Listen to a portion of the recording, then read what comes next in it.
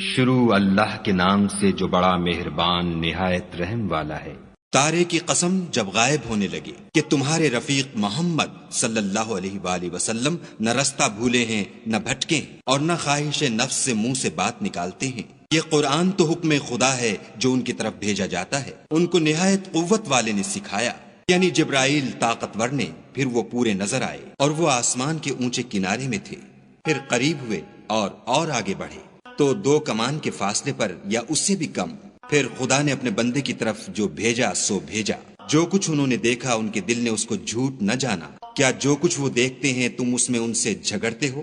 اور انہوں نے اس کو ایک اور بار بھی دیکھا ہے، پرلی حد کی بیری کے پاس، اسی کے پاس رہنے کی بہشت ہے، جبکہ اس بیری پر چھا رہا تھا جو چھا رہا تھا۔ ان کی آنکھ نہ تو اور طرف مائل ہوئی اور نہ حد سے آگے بڑھی۔ انہوں نے اپنے پروردگار کی قدرت کی کتنی ہی بڑی بڑی نشانیاں دیکھیں۔ بھلا تم لوگوں نے لات اور عزا کو دیکھا اور تیسرے منات کو کہ یہ بت کہیں خدا ہو سکتے ہیں؟ مشرکو، کیا تمہارے لیے تو بیٹے اور خدا کے لیے بیٹیاں؟ یہ تقسیم تو بہت بے انصافی کی ہے۔ وہ تو صرف نام ہی نام ہیں جو تم نے اور تمہارے باپ دادا نے گھڑ لیے ہیں، خدا نے تو ان کی کوئی سند نازل نہیں کی۔ یہ لوگ محض ظن فاسد اور خواہشات نفس کے پیچھے چل رہے ہیں، حالانکہ ان کے پروردگار کی طرف سے ان کے پاس ہدایت آ چکی ہے۔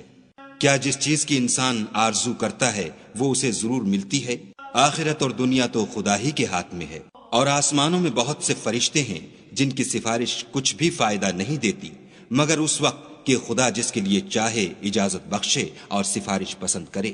جو لوگ آخرت پر ایمان نہیں لاتے وہ فرشتوں کو خدا کی لڑکیوں کے نام سے موسوم کرتے ہیں، حالانکہ ان کو اس کی کچھ خبر نہیں۔ وہ صرف ظن پر چلتے ہیں اور ظن یقین کے مقابلے میں کچھ کام نہیں آتا۔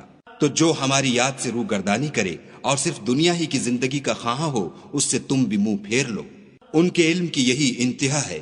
تمہارا پروردگار اس کو بھی خوب جانتا ہے جو اس کے رستے سے بھٹک گیا، اور اس سے بھی خوب واقف ہے جو رستے پر چلا۔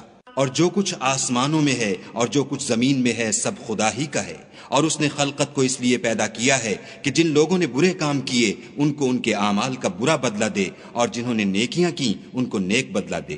جو صغیرہ گناہوں کے سوا بڑے بڑے گناہوں اور بے حیائی کی باتوں سے اجتناب کرتے ہیں، بے شک تمہارا پروردگار بڑی بخشش والا ہے۔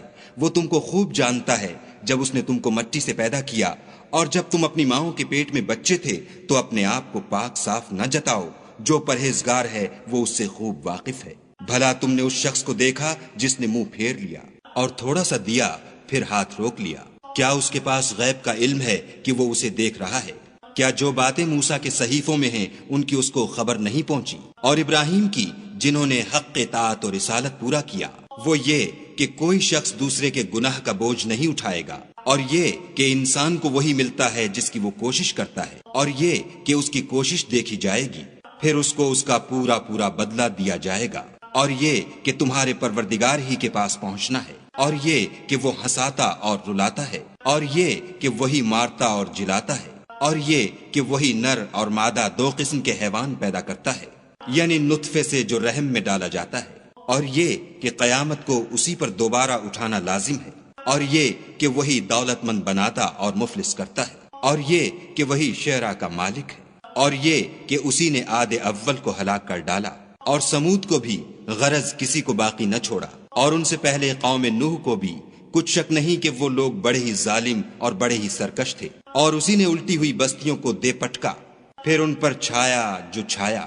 تو اے انسان، تو اپنے پروردگار کی کون کون سی نعمت پر جھگڑے گا؟ یہ محمد صلی اللہ علیہ وآلہ وسلم بھی اگلے ڈر سنانے والوں میں سے ایک ڈر سنانے والے ہیں۔ آنے والی یعنی قیامت قریب آ پہنچی، اس دن کی تکلیفوں کو خدا کے سوا کوئی دور نہیں کر سکے گا۔ اے منکرین خدا، کیا تم اس کلام سے تعجب کرتے ہو اور ہنستے ہو اور روتے نہیں، اور تم غفلت میں پڑ رہے ہو؟ تو خدا کے آگے سجدہ کرو اور اسی کی عبادت کرو۔